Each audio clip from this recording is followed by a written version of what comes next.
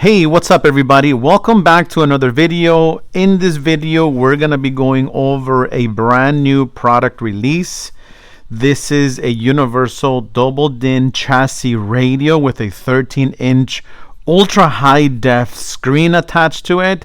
We are going to be going over every single one of the features and functions. Make sure that you check out the chapters that are on the description. Each chapter talks about a different function that's on the radio. Hope you enjoy it. Comment, let us know if you have any questions or if there's anything we forgot to talk about. But we definitely look into this and made sure that we covered everything. Testing 1 2, testing 1 2, testing 1 2. So this is the package content. This is everything that is included in the box. Okay, so this is everything that is included in the package. Basically here from left over to the right, we have your main power speaker plug. Yes, you have constant power, ground, ignition, you have illumination, all your high level outputs. Your reverse trigger is the pink wire labeled back. You do have key 1, key 2 on the same harness. This is for your hardwired universal steering wheel control interface, so it's all on the main power plug. You have a GPS antenna, you have a 4G LTE antenna, and yes, because this unit is SIM card capable, you have your microphone with 2 different types of mounts, the clip-on or against the windshield type, which is right over here. And moving over to the right, we have your rear RCA output harness, which is this one here. This white plug isn't necessarily used for anything in this application. We have your backup camera input on this one single harness. You also have ignition and ground output. I mean, if you want to power anything else, you do have ignition and ground. And then you also have a parking detect wire here, but you're not going to use it. You don't have to worry about that. So that's what this is. You also have your front and subwoofer RCA output here. You have 2 additional camera inputs. You have your video out. You have your microphone input. So this harness is a very busy harness. Again, this is your front sub outputs, front camera input, non-digital camera input. You have your auxiliary audio in. You also have your video out harness here. It is labeled video out. So this is your RCA video out. Microphone input. This 2-pin harness isn't used for anything. Blue labeled amp EN. This is your remote turn on output. And then you're going to have a total of 3 standard USB-A inputs. So these are 2, and then this is 1. This is one of these is going to be used for hardwired Android Auto, Apple CarPlay. It is also wireless, but if you want to plug it in, this is the one you're going to use. And then you have 2 additional 2 additional USB inputs there. And then here's your screen. And there is your double DIN chassis. We'll be going over those separately. You're gonna have the SIM card holder on this RCA cable. This harness here is the one that has all of the different RCA inputs, camera inputs. But on here, you also have a SIM card holder. This is about approximately 3 feet long, about 36 inches long. So if you're not ready for a SIM card at the time of installation, you can leave this in a easily accessible location. The tray itself, one side is flat, the other side has a little flap. If you look at the triangle here, it's pointing to the right. So I'm going to hold it with my index finger. I'm going to push with my thumb that way. And what that's going to do, it's going to slide this little door 1 click this way. I'm then going to flip it open. In here, you're going to have this little metal tray. With your fingernail, you're going to basically slide it down, and that's going to expose the SIM card tray. Just tap it this way, and now the door opens. You can lay your SIM card down right there. you will see that the SIM card holder has a notch right over here. Like one of the corners is basically notched out, the other corners are completely squared. And so the SIM card, this is a SIM card, and the SIM card comes with a large tray, which is the one out here.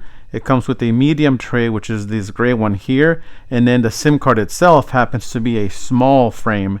So we're not going to use the large frame. We are going to use the medium frame. So we're gonna break this SIM card out of here, and so this is the medium frame, is the gray frame around it. So what you're simply gonna do is you're gonna grab the SIM card, you're gonna drop it inside the tray, and again the notch is pointing to the upper left, which is right over here. With your finger, guide it in there. Once it's in there, you want to use your thumb to push the tray down. So I'm pushing the tray down to hold the SIM card in place. Make sure it's in there correctly. That way you don't have a problem with the radio reading the SIM card. So once it's there, all you have to do is push it down and slide the tray up to lock it in place. Now it isn't going to go anywhere. And then simply just close the door and leave it there. That's as far as your SIM card holder goes, and that's how you load a SIM card onto the tray. So these are the connectors on the back of the radio. It's very important to identify them because you don't want to plug these white connectors into the wrong slot. It can cause all sorts of issues, from the radio not turning off, radio not turning on, blown fuse. So you want to make sure that you identify the connectors on the back of the radio, and it's not that hard to do, because if you look at the way that these white connectors are built, is obviously you can count the pins, and then you have the locking tab here up on top. So it's not that hard to identify them and see where they go. The rear left and right outputs happens to be a 4-pin connector. So we're going to look over here and we're going to identify that we have our 4-pin connector there.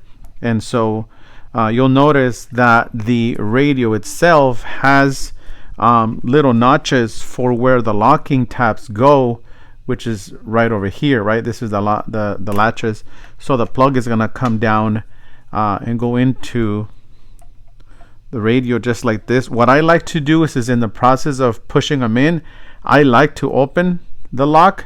You see my fingernail opening the lock, and then I like to push it in once the plug has made its way into its corresponding connector. And so this is how we're gonna go through that. This happens to be our backup camera input. This one here is a 2, 4, 5-pin connector. So this one's going to slide right in here. So looking at it in this view, it's the upper left hand corner. And then we have our dual USB cable output. This happens to be a 3-pin connector. So we're going to come right over here. This is the USB. We have the single USB connector. This happens to be a 4-pin connector, 2 rows of 2. And we're gonna come right in here and slide that right in there. Next we have here, let's see, this is your RCA harness with the SIM card holder in place. It's the bigger one of the 2 that are left. So again, I'm gonna grab that harness, hold the locking tab with my fingernail like this. It's different once you get into the car, so we're doing this now. That way you don't have to have the angle in the car. So this is how all of our RCAs and all of our different harnesses are going to plug into the back of the radio. Over here to the upper left hand corner, this is your AM FM antenna plug. Your antenna adapter is going to plug in there. GPS antenna is here. This is where the 4G LTE antenna goes. This is the main power speaker connector. you don't have a Wi-Fi antenna, the Wi-Fi antenna is built in to this harness right over here. So you don't have to worry about that. That one also has the Bluetooth antenna built in, so you don't have to worry about that.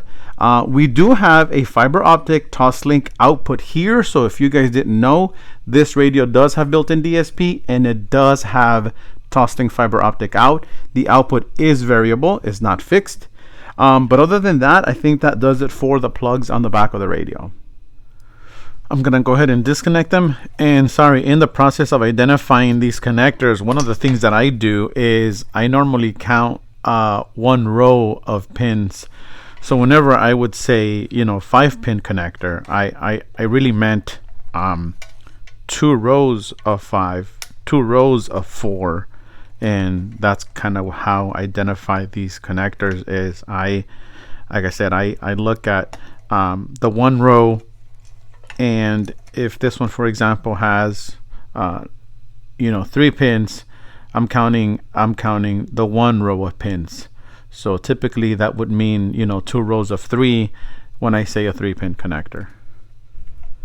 And this is now the face of the radio, the back of the screen. One of the things you want to know is you're going to want to know which side is right side up on this chassis, because once you go put the screen in place, you really can't tell, right, which side is which. Or when you mount this chassis, you're going to want to know based on looking at it, what side is up, what side is down. So we added obviously this label here, and we also added some information on the back of the screen so you could see the right side up. And I'm gonna hold it here at an angle just so you can see, because one side of the screen has these holes on it, and you'll see how the back of the radio has the matching buttons on there that are simply gonna slide in. So you're gonna want to slide that in there, and then you're gonna move the screen over to the left. The other side simply just latches in place. So I'm gonna show you this angle here. It just literally just latches in place. To remove the screen, you would grab it with your 2 hands like this, and then you would start with undoing the 2 latches on the side, pull them back, screen pops out, and then you now move the screen over to the right to pull it out. Just remember that before plugging it in, before mounting the screen, you do have to mate this connector here. So I usually like to kind of slide my hands down like this, my fingers to hold the connector. I bring the screen close to it, and then once that's plugged in, then what I do is I then mount the screen onto my double DIN chassis, and there you go.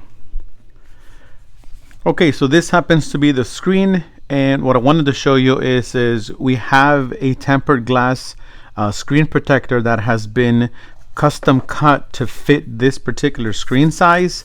So this is our 13-inch tempered glass screen protector, and it is designed to fit right in there. So if you have polarized lenses or polarized sunglasses or prescription glasses, you're going to want to get this, because without this, it's going to be very difficult to see the screen when you are wearing your polarized sunglasses or prescription glasses. All right, so this is the home screen, and what we're going to do next is we're going to go over the entire layout. I've actually turned the lights off around me just so that this could be very clear to you, and that way you see what it is that we're touching. So let's just go over the way the screen is laid out in horizontal mode. So what you're looking at down here is this happens to be shortcut to FM, shortcut to your music hard drive, whatever it is that you're playing. We'll go over that in a minute. We'll also go over FM. Immediately above that, you see this bar here. So this is shortcuts to all of your applications. Shortcut to video player if you want to play music videos that you have on your hard drive. Google Chrome, your applications, your DSP settings, Google, camera, YouTube, Facebook. So these are just shortcuts. Now, can these shortcuts be changed? And the answer is yes. So if I don't want shortcut to my applications, all you do is you press and hold it, and it's going to open up an arsenal of applications that come preloaded, or applications that you've downloaded. And basically this is where that list would be. So you can change those applications to whatever it is that you want them. If you want to go into car settings, for example, you now have changed, that particular application. Now, the one on the left side of this bar, you'll notice that it's sort of by itself off to the left here. Well, this particular button is going to change whatever it is you have playing over here. As of right now, Apple CarPlay, Android Auto is in this picture-in-picture square or rectangle. You can change that. Like, that could be YouTube videos. So you could be watching YouTube videos picture-in-picture on your home screen while having shortcut access to all these different things. So right now, the way it looks is Apple CarPlay is dominating. It's wanting to take over the picture-in-picture square. If you wanted to change that, for example, you would come in here, press and hold this button, and now you can tell that to change over to YouTube video. So you could be playing a YouTube video here on the home screen while having easy access to everything else. So that's what this button does. Let me switch it back to CarPlay. Press and hold it, select the CarPlay application.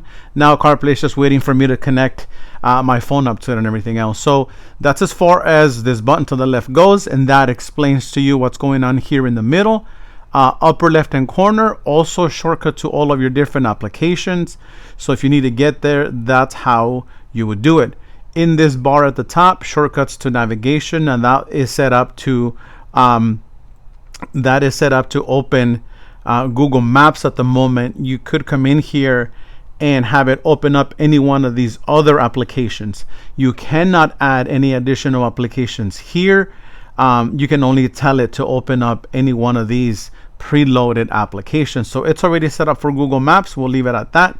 Bluetooth, for example, here is a shortcut to Bluetooth, shortcut to radio, shortcut to your music player, which is what your USB input is gonna play through, shortcut to the settings on the radio. So these are the display network settings of the radio itself. So that's where you would go. Here, time and date. This is shortcut to time and date settings.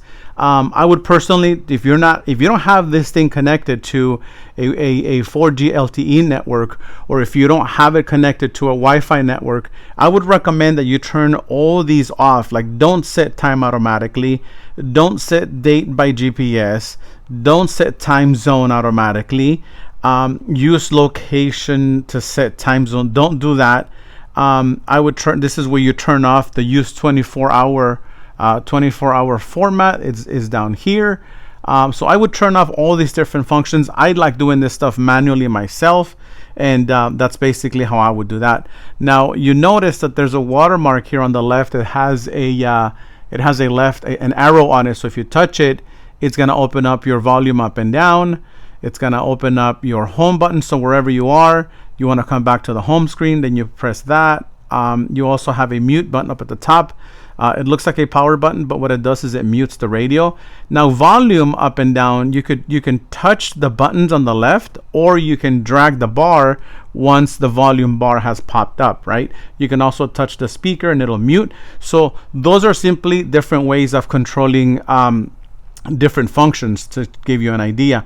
So then that's as far as the layout goes. Now up at the top here, right up at the top, so you have your back arrow, your home button. You have your this two squares is going to open up every application that you have opened. So that's what those two squares do. And then right next to that, you have the horizontal vertical mode configuration. So remember, this particular head unit has the ability to go vertical or horizontal. So that's what you would use to control the motor. And notice how it changes the layout a little bit. I'm gonna go ahead and just zoom out here just so you can see more of the screen. And so let me adjust this just so you could see it. So now you have a vertical layout. So the vertical layout happens to be very similar, with the only difference is that you now have volume up and down here permanently. You have your home button down here permanently, and your back arrow permanently. And depending on the audio source that you're playing, that's what's going to show at the bottom. But everything else, shortcut to your USB player, shortcut to AM, FM, time and date, shortcut access to all of your applications, the button you want to use to change what's playing here, all of your shortcut buttons over here. So it's all still very similar, except for it's more narrow in a vertical position, and then the button up here is what we would use to bring it back to a horizontal position. So let me zoom back in here for you, and so you'll notice how the screen basically reboots itself to give you the right aspect ratio. So let's move right along here. Okay, so the very next function we're going to talk about is the drop down menu. From the outside of the frame, you're going to want to swipe down. So I'm basically touching the outside of the frame and then coming into the frame as I do this. So some of the functions you're going to have here on the left is your brightness control. So this is manual brightness. You can't really see it on the camera, but this is adjusting the screen brightness. This is manual volume control. Enjoy us on your way to work. Okay, so that's your volume control. Moving into these squares, you have 1, 2 here, 2 rectangular ones, and 2 squares down here. So this is your SIM card service provider information. This radio happens to have a T-Mobile SIM card. We're going to get into that information later, but this is basically showing you your network, telling you, hey, I am detecting your SIM card service provider here. So if you touch it, it's going to take you to a list of different networks. For example, here, T-Mobile 4G LTE, it's telling you it is connected. And down below, it's telling you the Wi-Fi networks that are being detected through Wi-Fi, not necessarily through the 4G LTE. So the SIM card is there, and these are the Wi-Fi networks that are available. That's what that's going to do for you. So let me come in here and drop down again. Bluetooth, this is simply a Bluetooth shortcut so you can get to pairing your phone, which is what we're going to be doing next. But that's what that Bluetooth button up there does. Down at the bottom, same thing, mobile data, LTE. This is where you turn that on, turn that off. I want to keep it on, so it's asking me if I want to turn it off. I'm going to hit cancel. The restart, this here just basically reboots the radio if you happen to sense any abnormalities, something weird, something quirky. Very similar to your phone. Whenever it begins to act up, sometimes we restart them and things get taken care of. Suspension open, that is referring to the button that you see here. So basically it refers to this part here, to these buttons. So when you have suspension open and you hit suspension close, you no longer see the option to open these buttons here on the left side of the screen. So when you hit suspension open, that brings these buttons back on the left side of the screen here. And you could grab those and put them on either side of the screen. So that's what suspension open means. And then down below, this is shortcut to your EQ. Menu takes you to the audio source that you're listening to, menu options. So we happen to be in FM. If I hit menu, it's going to take me to, in this case, home screen menu options. But that's basically what that does. It just brings you back to the home screen or to the audio source that you were on prior to coming down. So it just takes you back to that. Screenshot, all it does is it takes a screenshot of your screen, whatever it is you're on right now, and then it'll store it inside of its memory. So that's what screenshot does. We then have screenshot. We have clear memory. This clears the internal cache memory of the radio. So if you're listening to FM or any audio source for that matter, and you hit this, you'll hear it go mute for a few seconds. Once it's done clearing its built-in cache memory, then the audio will come back. Screensaver, this is just not a blackout, but it's just a screensaver so you could see basically at night if it's too dark outside and it's bright inside the vehicle. Even with this radio at its minimum brightness setting, you can come in here and hit screensaver. It'll bring you back, or it'll bring you to this page here, time and date. Everything's still working, audio still playing. Everything is supposed to function as normal. It's just that you're now in a screensaver type mode. So that's it for the drop down menu options that come down from the top. So one of the things we need to talk about is the SIM card solution for these radios. One of the things you want to keep in mind is these particular radios are alien to a lot of these service providers. And that's because this isn't either an iOS device or a Samsung device. Yes, it's the Android operating system, but the IMEI number of these radios is unknown to a lot of these service providers. So if you go to any T-Mobile store, Verizon store, AT&T is not an option because they no longer support 4G LTE devices. They only support 5G devices. So AT&T is no longer an option. So if you go into a Verizon store or a T-Mobile store and you ask them for a SIM card or for a data plan on a SIM card, they're going to ask you for an IMEI number. And in fact, these units have an IMEI number. The only thing is when they run this IMEI number, they're not going to know what to do with the IMEI number that you provide them with. And that's because these particular SIM cards have to have a data plan that they're attached to. And so the data plan that they attach them to has to do with the device that you're activating. In this case, yes, this is a tablet, but their tablet plans aren't made for these kind of radios, again, because of the IMEI number. So if you go in there and you activate a cell phone, they have cell phone plans. You want to activate a Samsung tablet or an iOS device, they have data plans for that. You want to activate a mobile Wi-Fi hotspot device, they have data plans for those. You want to activate a unauthorized device like these right here, they don't know what kind of data plan to put you under, again, because of the IMEI number. So because of that, you might find a provider who will give you a SIM card that's connected to a tablet data plan.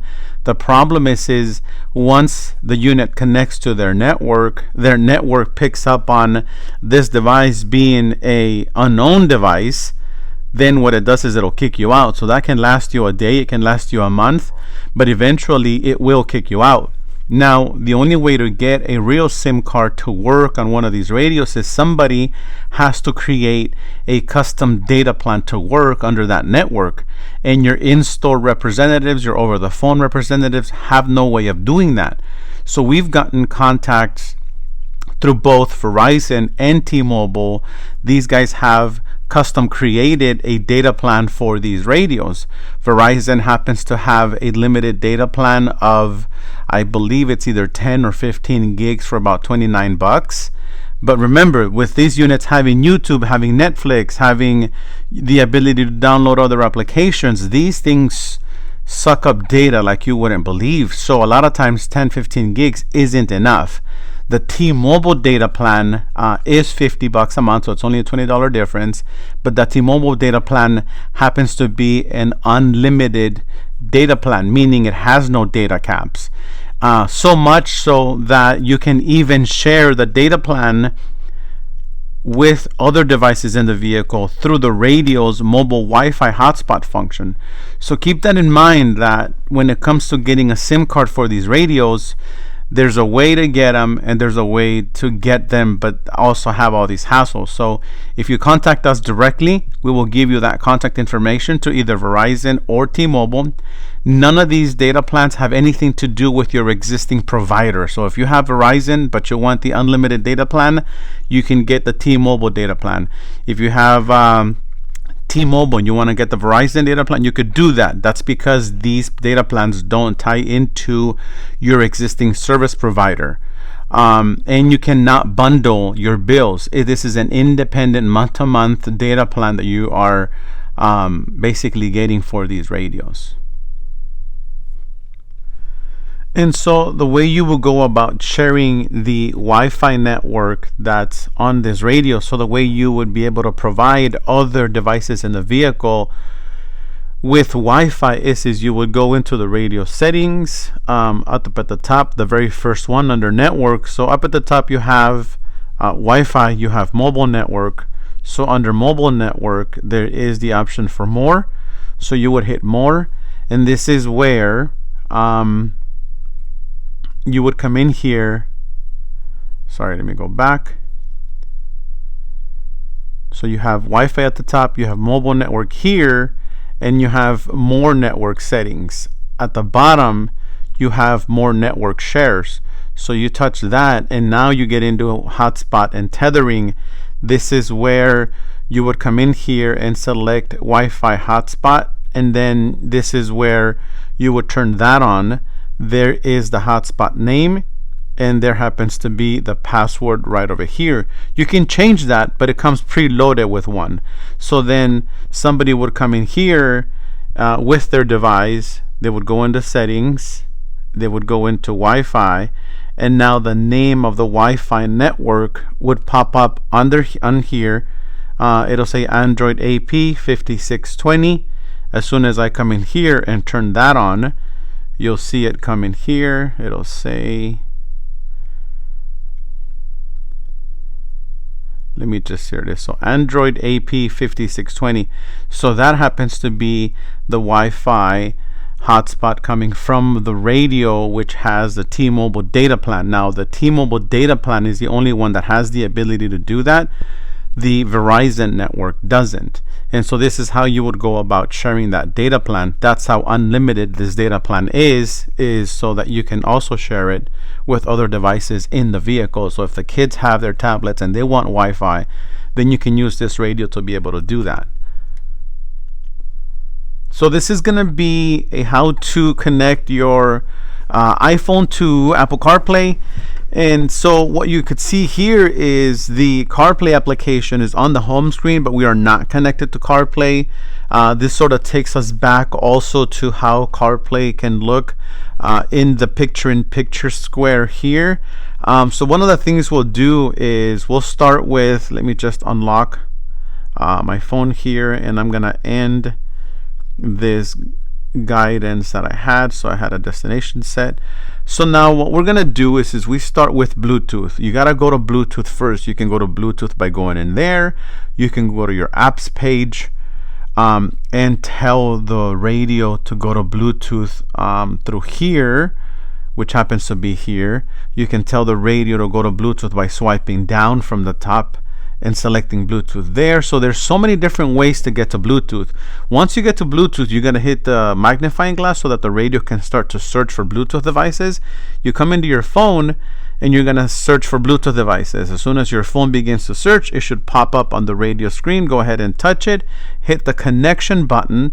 As soon as the radio begins to try and connect with your phone's gonna ask you if you want to pair with it, so hit pair. As soon as you allow it to pair, then you'll see the Bluetooth icon appear, go dark, and then you'll see CarPlay just launch automatically. So you hit allow on the phone, Bluetooth connects, CarPlay begins to try and connect. Now this is a good opportunity for us to talk about this too, because the minute you tell the phone to use CarPlay, okay, you'll notice that CarPlay is going to open, Bluetooth is going to disconnect.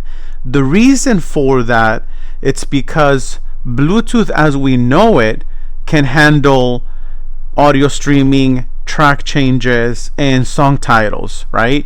But in order for CarPlay to happen, Bluetooth doesn't have enough bandwidth. And so at this point, the Wi-Fi connectivity of the phone has taken over, and that's what's allowing CarPlay to work. So a lot of people tell us, hey, whenever I come into my phone and tell it to use the personal hotspot function, or whenever I turn the Wi-Fi function of the radio on, it's disconnecting my CarPlay.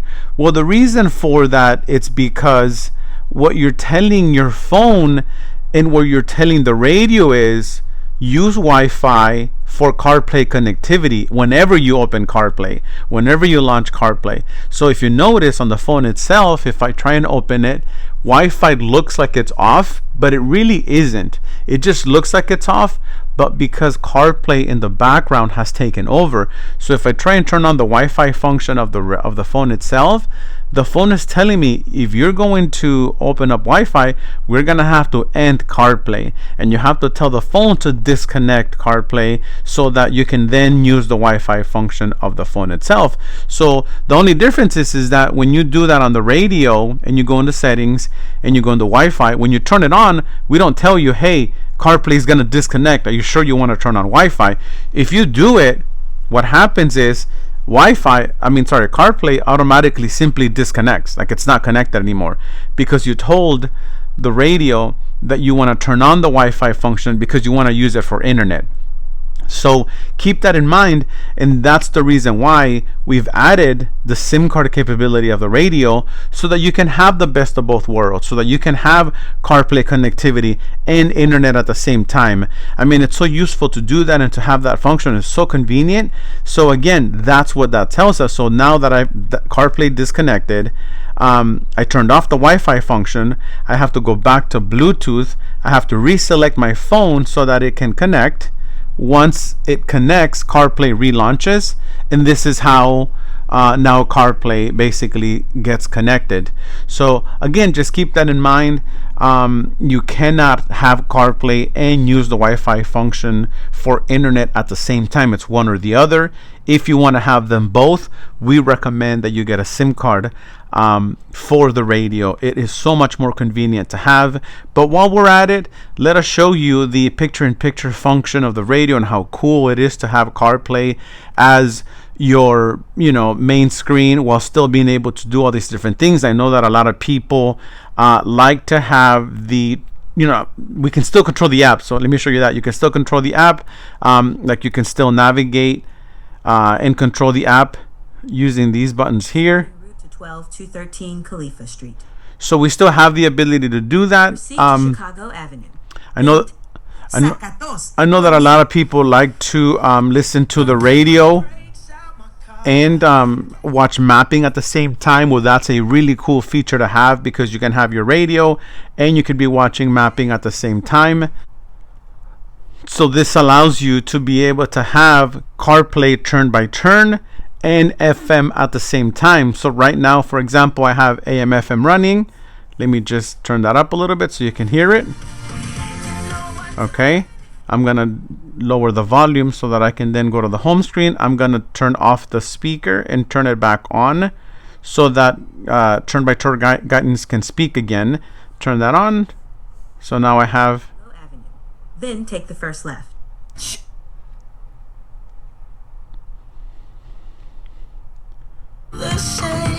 So it takes a few seconds for audio to come back, but you have the ability to do that. And again, this is so convenient to have. Now, if you want to open the app that you have in your picture-in-picture, you can touch the app directly, or you can touch the button here on the far left that looks like a Y. That's going to maximize whatever app you have open. So I just touched it. It maximizes CarPlay. I'm going to go back to the home screen. I can launch CarPlay by touching the CarPlay Z-Link application directly like this. And then while we're here, let me zoom out and let's take a look at what CarPlay looks like when we are in vertical mode. So we're going to do this. And I'm going to, so let me zoom out a little more. So you still have your shortcuts to volume, home button, and everything else down at the bottom here. But you now have CarPlay in vertical mode. I'm telling you, mapping on a vertical screen is on a whole nother level. But the cool part about this, okay, my favorite part about having the ability to go vertical and horizontal is not only does mapping look awesome, but when you're in horizontal, videos look so much better. And you'll see that here as soon as we get into it. But that's CarPlay, you guys, and that's also CarPlay in vertical mode. That is how CarPlay looks on the home screen in a picture-in-picture format. So I'm telling you, this radio, I'm so in love with it just because of all this additional features. I mean, everything on the screen is useful. Nothing was left out. Everything was thought of. Okay, so the very next step is to go ahead and perform Android Auto. So Android Auto is going to be very similar to CarPlay. What you want to do is, I'm going to unlock this Android phone here, and then I'm going to come in here, drop down, go to settings, and then select connections, and then select, make sure Bluetooth is on, select Bluetooth. It's already searching for Bluetooth devices. So I'm going to come in here, go to Bluetooth on the radio, so that you can delete previous paired devices on the radio. All you have to do is hit the trash can and it'll clear out any previously paired devices. That's how easy it is. So then I'm going to search again for Bluetooth devices. It already found this phone. This is a Galaxy A53. So I'm going to touch it, and then I'm going to select link. The phone is going to then ask me if I want to pair to this radio. Hit pair. Bluetooth icon popped up. Android Auto wants to launch. It says allow access. Yes, allow. And so now we are just waiting for Android Auto to finish connection. I think we have to come in here and in settings, connection mismatch, wireless Android Auto not enabled. So it's telling me that Android Auto is not enabled. So I'm going to come in here and go back to, let's see here. So instead of CarPlay, we're going to select Android Auto. So now that Android Auto has been switched, it wants to reconnect again.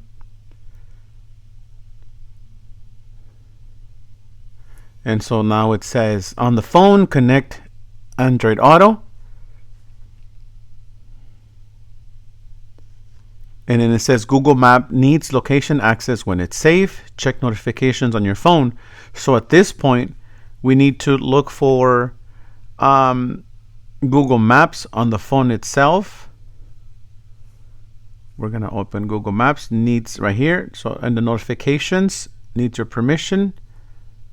And we're going to allow while using the app. So now there's Google Maps. And so I'm going to pull the phone off to the side and show you Android Auto. And this is very similar to Apple CarPlay. You have the options down over here, bottom left hand corner, switches views. Maybe you can't see it because it's dark, but I'm over here switching between the different views just to give you an idea. Touch the map. It's Android Auto settings on the radio itself. This is Android Auto settings that are on the radio. And we're going to go ahead and go back to the home screen of the radio. So now Android Auto is also playing as a picture-in-picture like it does with Apple CarPlay. So you can also control Android Auto.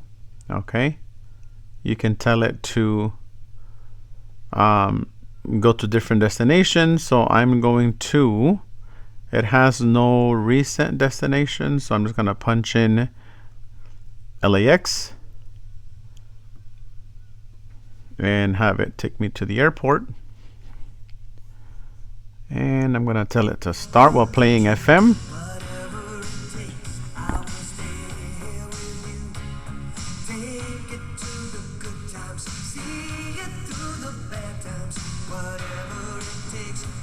Okay, so then that happens to be Android Auto. Here is the Android Auto app to maximize it.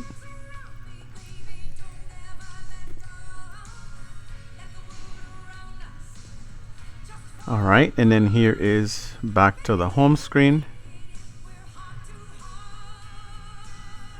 Let's take a look at Android Auto in vertical mode. So I'm going to maximize Android Auto, swipe down from the top after this resizes. And then I'm going to switch the screen to vertical mode. I'm going to zoom out. Okay. Android Auto relaunches to give us the right aspect ratio.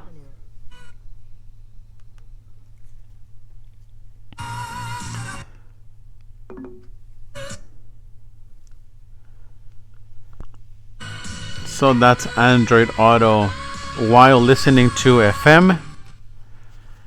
And over here it says connected to Galaxy, and it says the model number of the radio. So that would be Apple CarPlay and Android Auto. Next, we're going to get into our USB inputs and all of the other audio sources that are on this beautiful 13-inch double-din universal radio. All right, so some of the other things that I want to go over is, let's go over some of the other audio sources.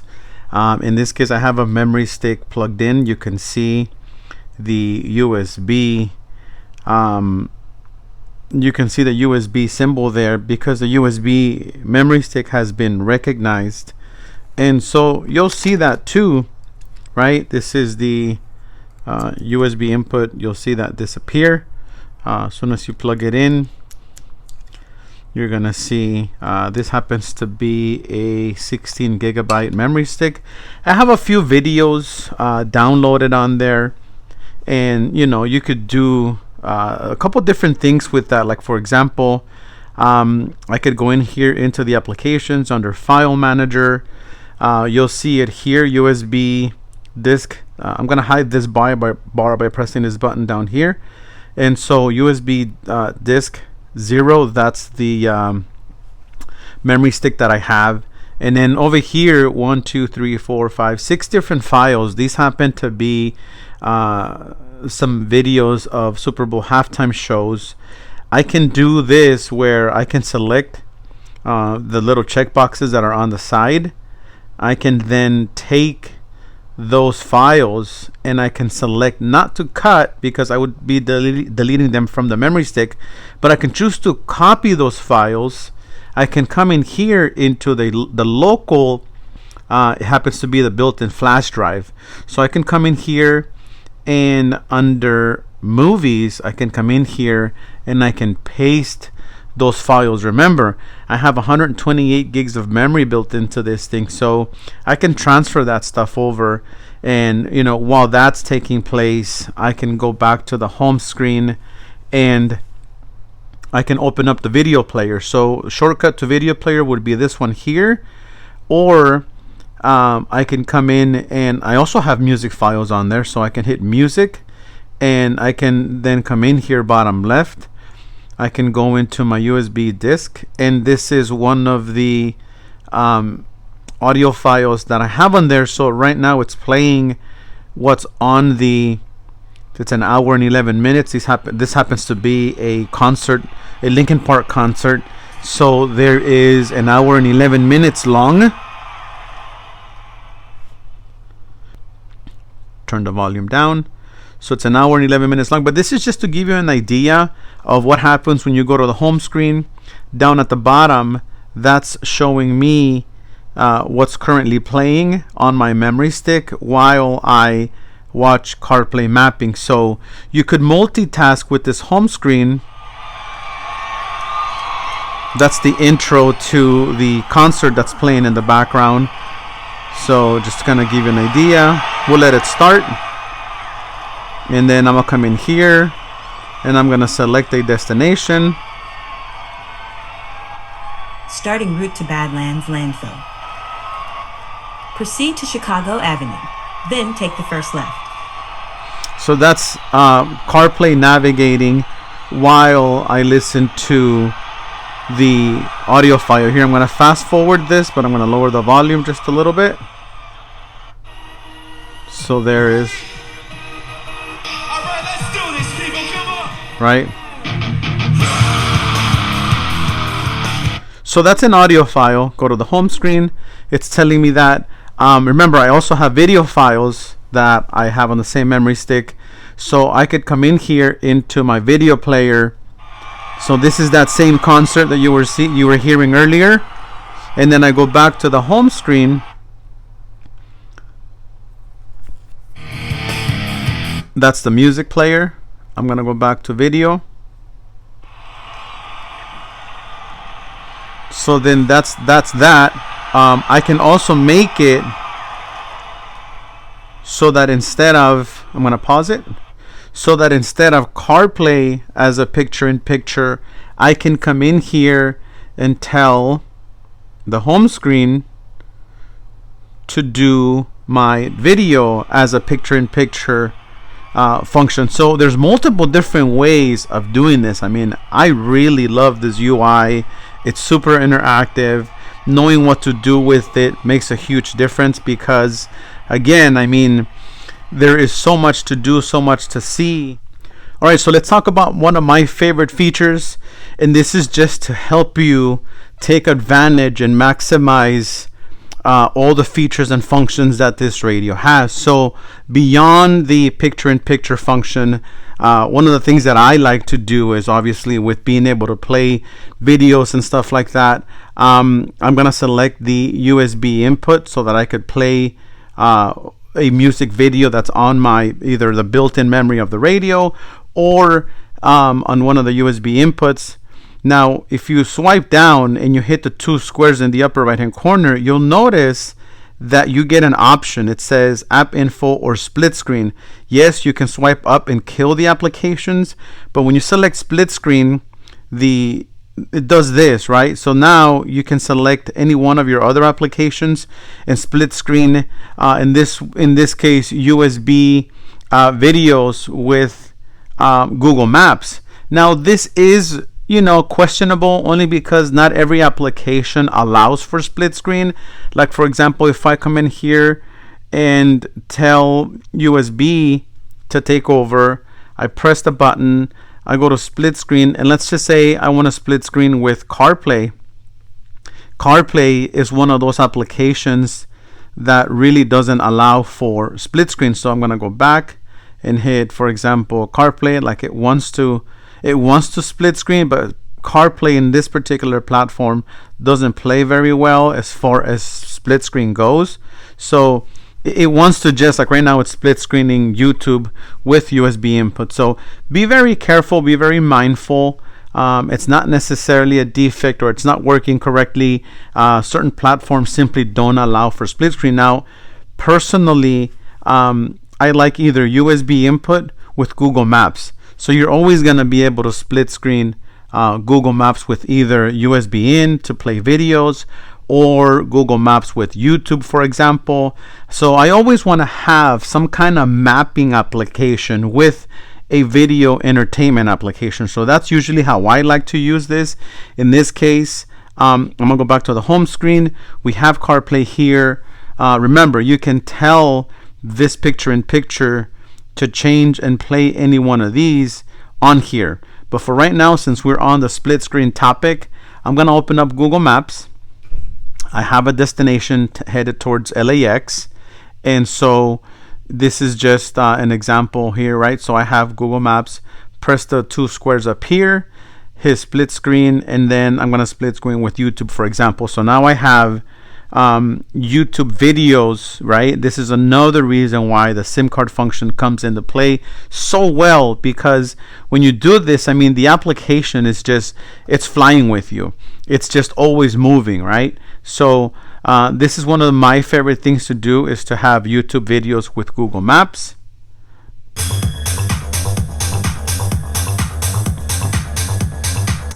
And so again, you could do it this way. In vertical mode, it also looks really nice. So let me just go back to that, play that, and then let me just play that. I'm gonna mute the audio, and then I'm gonna hit the vertical mode. And so in the vertical orientation, it looks a little better just because the real estate is being used a lot nicer. Let me just dim my camera here so you can get the full effect. And so here you have YouTube playing on the bottom half of the screen, and then Google Maps is playing in the upper half of the screen. And again, I mean, this is just different ways, different features, different functions. This could be Google Maps. This could be Waze. This could be YouTube. It could be the SiriusXM application. So that's the split screen for you. Be mindful, not every application allows you to split screen. So if you try to open it and it doesn't do it, it's probably because the app wants to take over the entire screen, kind of the way CarPlay does it. Okay, so our very next topic is going to be the Play Store. And this is very important because it does give you the option to download a lot of your favorite applications. So inside of the applications page, you're going to find it. It's labeled Play Store. No, I don't want to split screen with Play Store, but I guess I can. I'm going to have the Play Store take over. You do need your Gmail address account. So you got to have a Gmail address account to be able to log in. Let me go ahead and use it. Give me one sec. Okay, so once you have your Gmail account, your Gmail email address, and your password typed in, hit next. And then, wrong password. Let's try that again. Keep your other device handy because you will get a notification where it's telling you to confirm that it is you trying to log in. You have to tell it, yes, it's you. So you'll get a notification. It's telling me punch in number 18 on your device. So I'm going to go ahead and punch in number 18. And then as soon as I do that, it's going to let me into the Play Store right there. Yes, agree on their terms. And then there's one page that you need to turn off. Like, for example, here, use basic backup. I don't back anything up to this device personally. I wouldn't recommend that you do it either. And then hit accept. And then there's another one, I believe. Let's see here. Okay, so we're there. Looks like we're already there. No, I don't want to learn anything new. Just hit not now. So now you can come in here and search for your favorite applications. Let's just say you do subscribe to SiriusXM and you do want to download the SiriusXM application. I can go ahead and do that. Let's just say that you also have the Ring camera system at home and you want to download the application. You can also do that. This way, if somebody rings you at home, it'll pop up on your new radio. You can talk back to them. You can see them. So all those cool features and functions are going to now be available. I don't remember if Netflix was already on here. Let me double check. No, I don't think so. So SiriusXM is already there. So Netflix is not there. So let me go find Netflix, right? What's a nice screen like this in your car if you can't watch Netflix? So let me go ahead and do that. I'm gonna go ahead and just hit install. I mean, if you are a fan of Waze, I am for long trips. I do like using Waze myself. Install that. Again, Pandora, Spotify, all those different things. You can download them here. This is just general idea, how you can maximize the features and functions of the radio. Why not the SIM card data capability that it has? Just being able to do all these different things. I mean, even if you want to download Yelp, right? Maybe you want to just look up stuff and you don't have to pull your phone out of your pocket anymore. Just to kind of give you an idea, since we are connected to the network here, let me launch Google Chrome. And here I can basically go straight to Google. I can go straight to Google, and then I can search, basically anything and everything that I want. And this is just to give you an idea of how this unit it keeps up. I mean, let's find out about SEMA 2026. Just this unit just really keeps up with you. So now, and I'm using the built-in SIM card function. Wi-Fi is off. I just touched the SEMA Show website. I know that their website is very heavy with video content. So that's probably why it's taken its time to load. Because I know that they have this here on their home screen, but I mean, there it is. Everything else and anything else you want to learn. Right, we're on the internet already. Just kind of give an idea. Let's go back to the Play Store. But that would be how you log in, how you expand features, functions of this radio. Let's see here. Welcome to Google Play. Not now. I just want to go here where it's letting me search for the different applications. It tells me that there's 3 different apps that are currently downloading. So all the different apps will go here to the home screen. And then, yep, so Netflix is there, Ring is already there, Sirius is already there, Pandora, Spotify, and I think Waze are the other 2 that are still downloading. So again, this is just the Google Play Store and how you could go about downloading different applications. So it's cool to have all these video playback functions, all this entertainment built into a head unit like this. But what about DSP? What about audio, right? You have your 4-volt RCA preamp outputs for front, rear, and sub. You have your variable fiber optic output.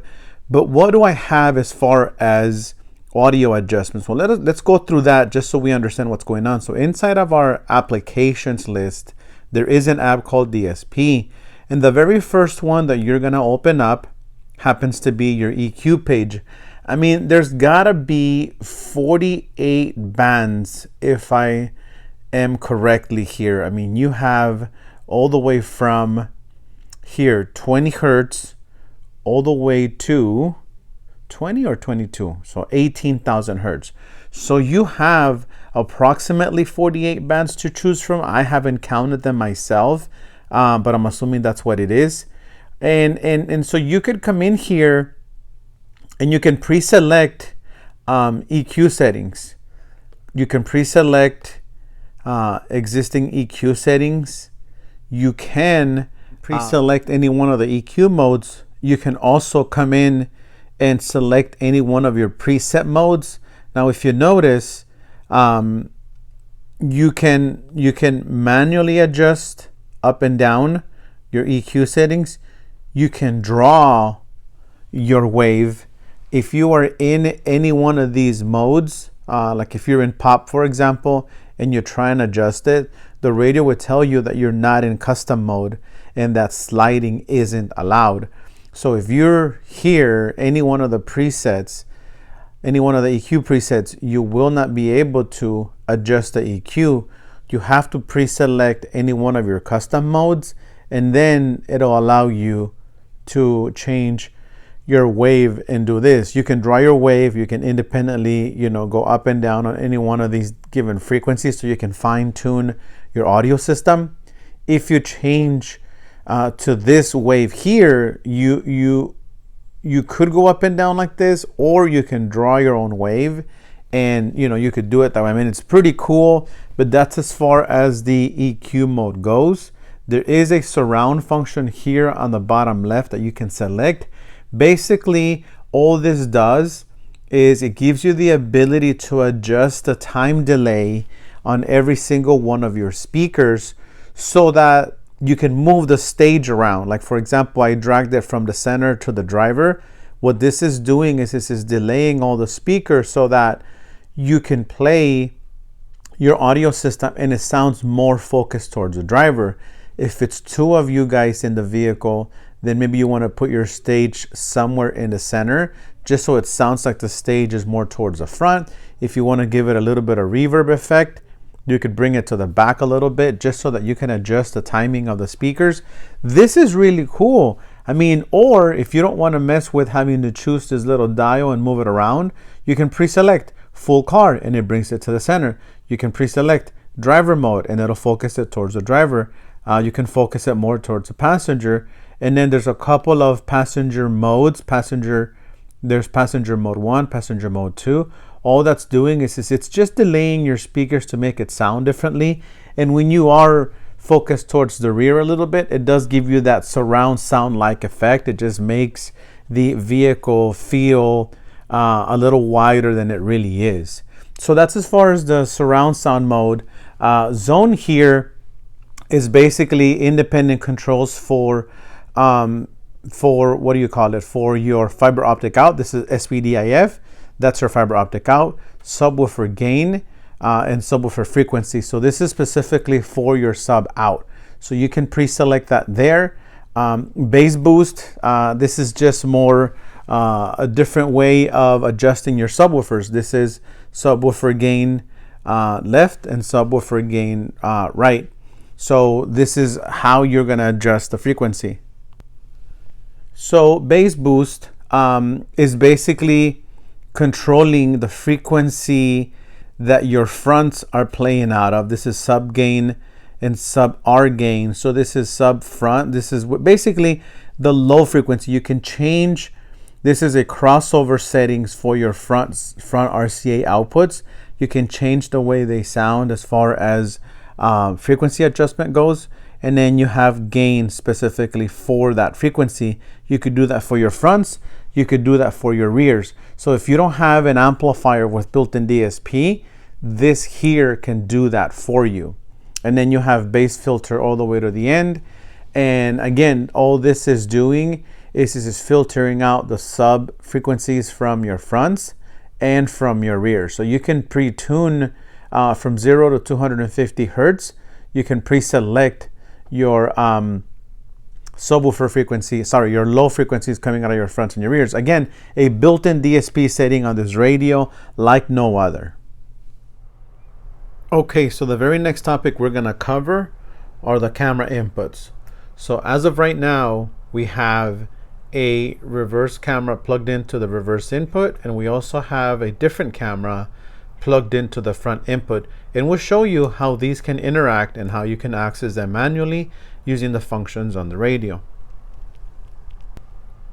Remember that on the main harness, you have a wire that's labeled back, and that's the one you're going to use to trigger the radio into backup camera input mode.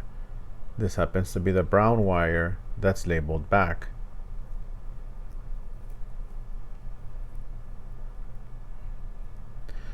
So as soon as you supply power to that lead, then the radio will switch into backup camera mode. And since I'm on the bench, I'm going to use the remote turn on wire labeled amp EN to supply power to my reverse camera trigger, simply by connecting them together. And so once you're in reverse, you can touch the screen and you can hit settings to adjust the different settings on the camera, like brightness, contrast, and color saturation.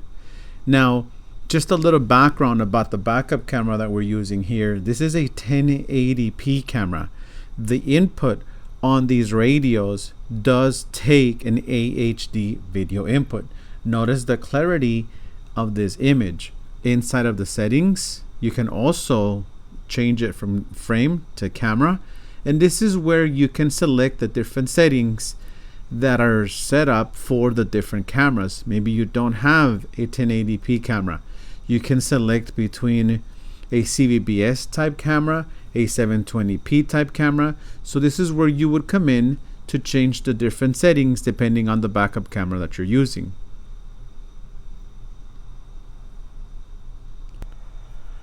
Be sure to be familiar with the type of camera that you're using.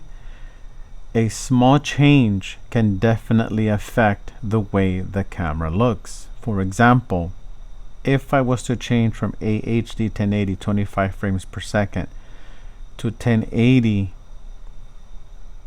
30 frames per second, this image would turn black and white. So make sure that you are familiar with the kind of camera that you're using, so that you don't blame the radio for not getting the right image. Let's go over a few more settings in regards to backup camera. I'm going to release the reverse trigger and we're going to go back to the home screen. Remember that I have a camera plugged into my front input as well. So inside of general,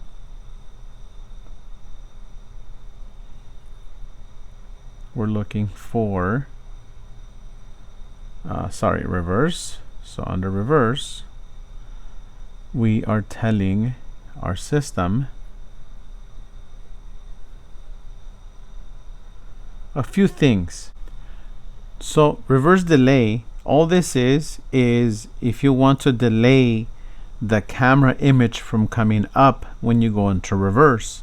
If you don't want that image to be delayed, leave it at 0, or you can delay the image from coming on, not from when you go out of reverse into drive. This is when you go from park to reverse, from drive to reverse. You can delay the image from coming on for as long as 1 second. Now personally, I don't know why anyone would want to delay the image from coming on, but that setting is there, and it's called reverse delay. Here, reversing system selection, this is where you would select the image quality of the backup camera that you're using. Not only do you set it in the camera image itself, but you also have to tell the radio in this setting what kind of camera you're using with it. So again, make sure you know the specifications of your backup camera. Now the other one here is this one here where it says astern forward view. So all this is right now it says closed, which means that it's off. So what happens here is when you go from reverse to drive, you can enable the front camera input for as long as 20 seconds. I'm going to select 10 seconds. I'm going to go ahead and close that option. I'm going to trigger the backup camera mode, so it's going to come up immediately. And then I'm going to turn off backup camera as soon as I go into drive. Then I'm going to get the front camera view like this for as long as 20 seconds. I have it set up to stay there for 10 seconds. So now this happens to be a front camera view. So this is just two different cameras that I have hooked up to the radio. They're not installed in a vehicle. They happen to be sitting outside of our office. So again, this would be reverse. And as soon as I get out of reverse, my front camera comes on in 1, 2, 3. So now here is the front camera input. So this is very great. This is really good when you are parallel parking. You can make really good use out of it. You can see the handle of the tripod that I have these cameras mounted to outside. This is the reverse camera, and this is the front camera. You can see the handle of the tripod that the cameras are mounted to. But this is just to kind of give you a live, real way of you seeing the way this particular radio works. Now the last feature you're going to have at the bottom is reversing sound volume if you have it set to nothing when you go into reverse. So here's what I'm going to do. I'm going to play just FM static, okay, FM static,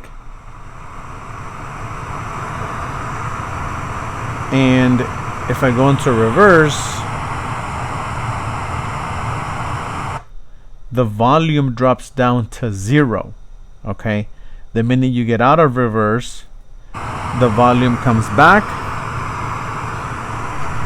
Now if you don't want that to happen, let me mute FM. So if you don't want that to happen, make sure that the setting in here is set to maximum. That way, if you are listening to anything, and you go into reverse, then your audio will not be affected. It'll stay the same. Now you can choose for the volume to stay the same, drop down to 0. You can choose for the volume to do nothing, drop down to 0, drop down 50%, drop down 40%, drop down 80%. So you can choose any one of these different settings. That way your volume will be affected when you're in reverse. Again, if you don't want it to be affected, then just leave it maxed out. A few other things that you can do with your cameras, when you're moving forward. So that was when they're in reverse. A few other things you could do is if you go to the applications page right up here, you can go into your cameras and you can change. When you're driving forward, you can look at your front camera. You can switch between your front and your rear camera. This is rear, and I'm going to switch over to front. This is the front camera. So notice how it blinks, gives you the same camera image for a split second, and then switches over. So, and this is all while you're driving forward.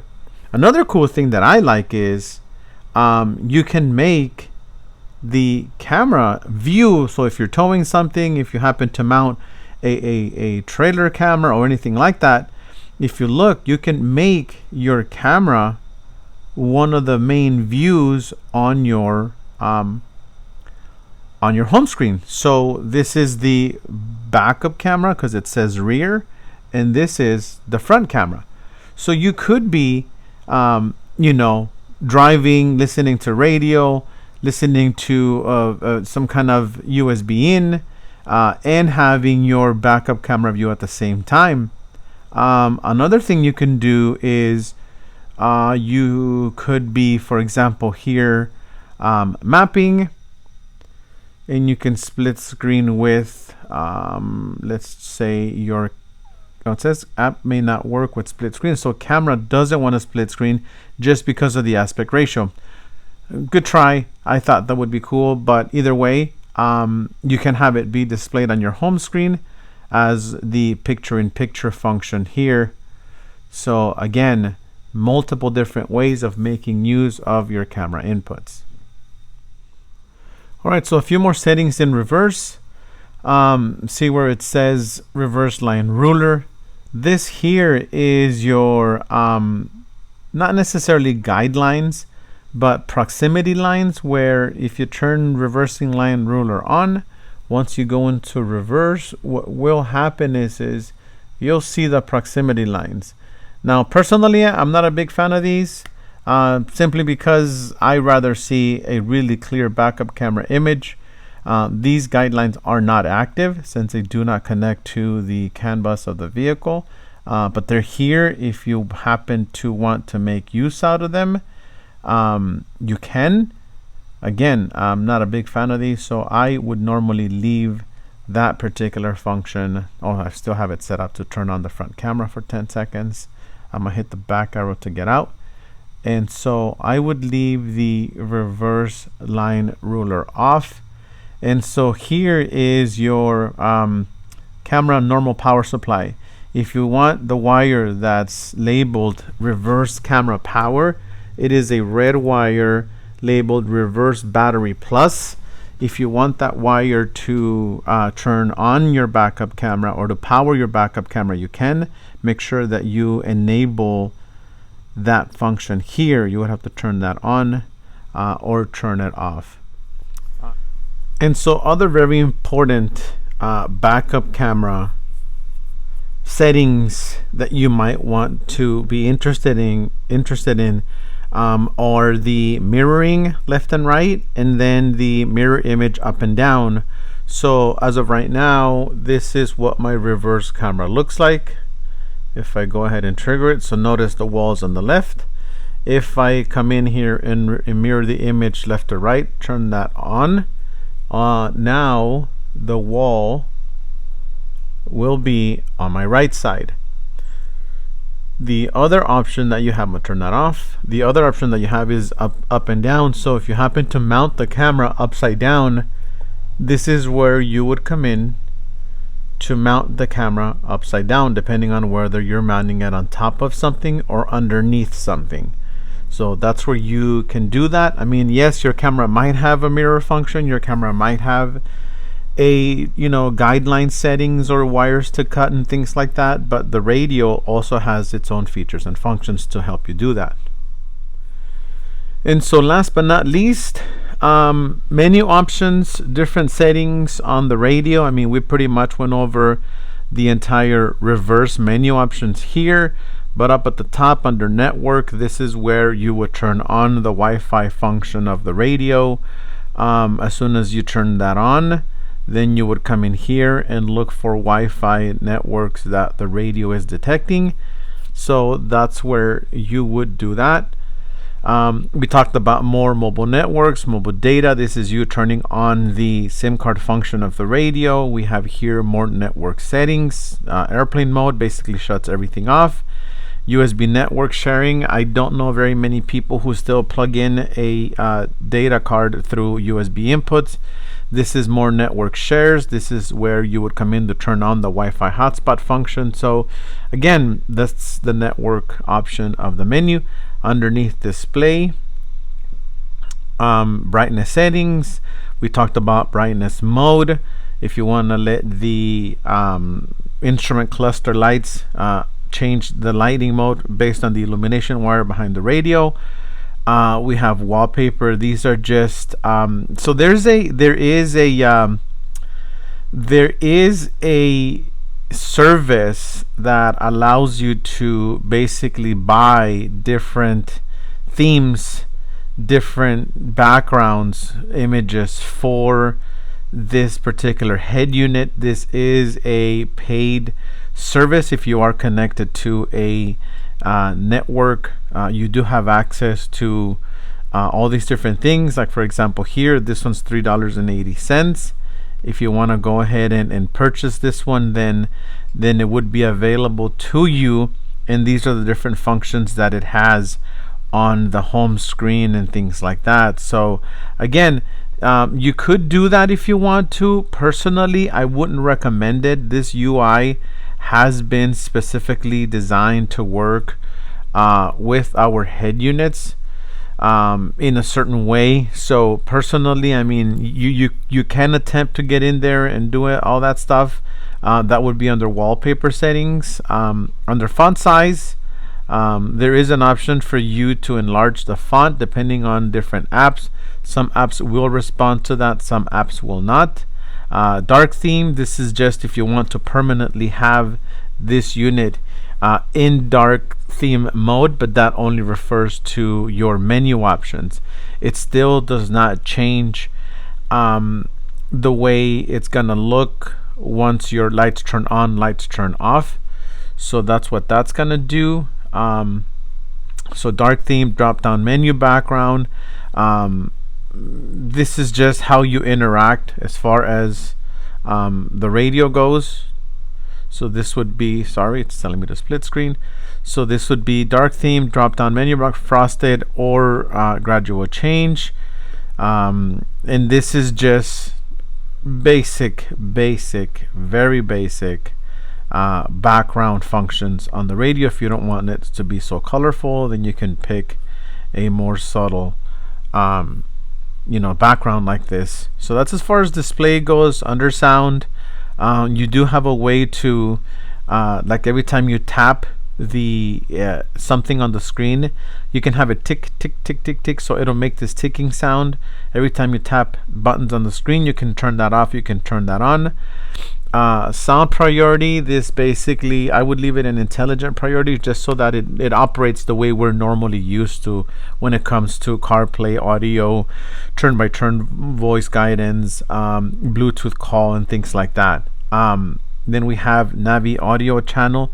This is so that it can play so that you can get your Google Maps voice guidance mixed in with other audio sources. Device ringtone, you can change the ringtone using the radio functions here. Speedometer compensate by volume control. This personally, I think it's not gonna have any effect, only because again, it's not tied to the data bus of the vehicle. Moving down to general, sleep time.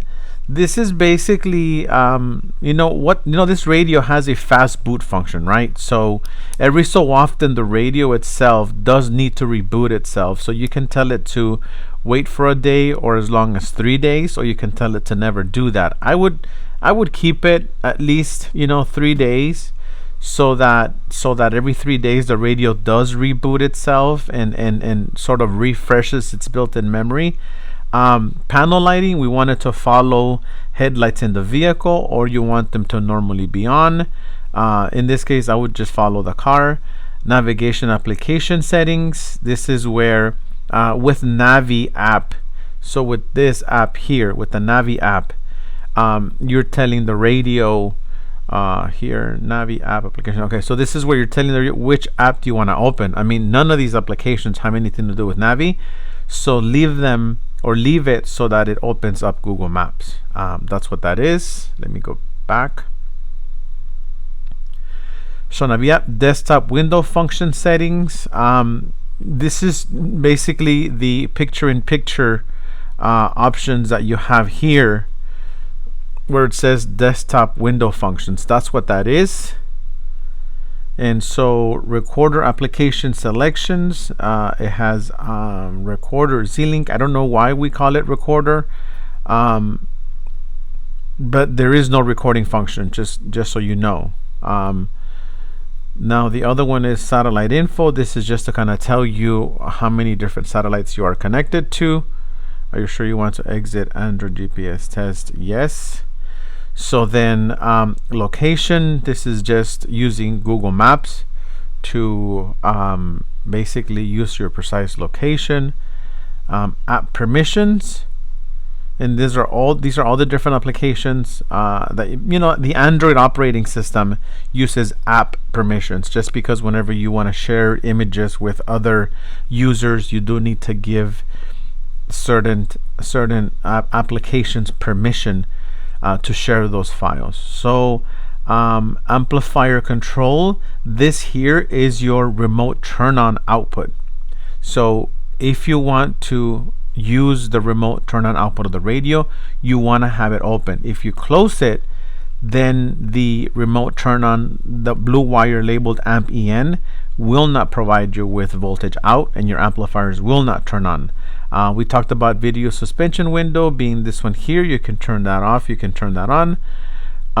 Application self start, this is which apps do you want the radio to automatically turn on when the radio boots up. Sleep display boot animation, on or off. Car battery level indicator, so right up here you have 13.6 volts. You can tell that to basically hide it so it doesn't show up, or you can tell it to display it so it can pop up. And the same thing with the phone battery level indicator. I believe that happens to do with CarPlay. Either way, it looks like it's still displaying it. Whether that feature is on or off, it still shows the battery level indicator, so it doesn't really matter. Let's go back to that setting, display.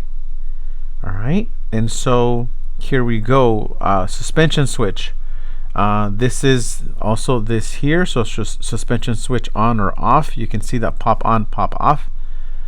And then we have floating style, vertical floating buttons, auto, or you can tell it vertical floating buttons always on. So notice how here they're not gonna hide unless you manually go in and hide them, right? Now if you have it so that they're always on and you have it on vertical floating auto, it will pop up for you to use it, but then it's gonna automatically hide itself once it senses that there's no activity going on. That will hide. This little arrow here will bring them back out. But if you have it set up to always on, then these buttons are never gonna hide, regardless of what you're watching, video, navigating, they will always be there. That's optional, user preference. They do get in the way sometimes. Remember that you can also move them over to the other side if you want them on the other side. Then we have a floating window, so instead of the actual buttons, you can have this window be there for you. All you have to do is tap somewhere else for it to hide. This is kind of cool because then you can now put this anywhere else that you want. So floating window or buttons, either way, that's there for you to choose from, and that's as far as general goes. Now in original, this happens to be more of a vehicle specific function. So in this case, if there was a data bus module that we came up with which allowed this radio to communicate with the vehicle's data bus, then we can choose to use this information here under AC display for door open display, parking sensors and things like that. So you could be able to you would be able to to also make those changes. In this case, this is a universal application, so the vehicle settings will not have an effect. Reverse, we went through this inside of the camera section. We went through this earlier, so you guys are familiar with everything that happens here.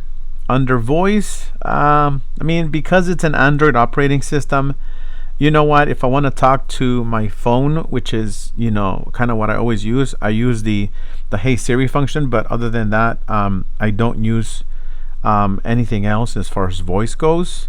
Under personal, I guess you have your Google account info that you can use to log in. So you could do your Google information on there. Under personal, language, voice. These are all Android specific, Android UI specific settings. It really has not a lot to do with the radio itself.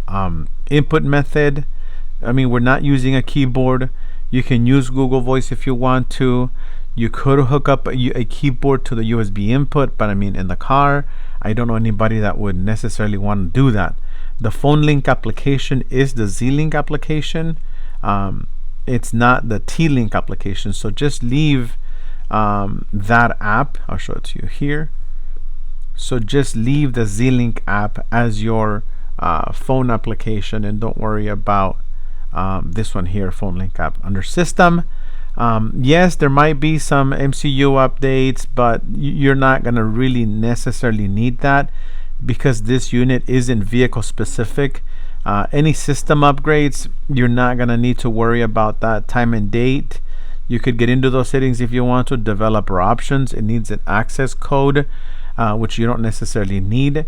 Factory reset, I mean, if all else fails, that's why that's there. And then down here, the last option where it says factory, well, this also requires a password, but this is for vehicle specific settings, which we're not necessarily using.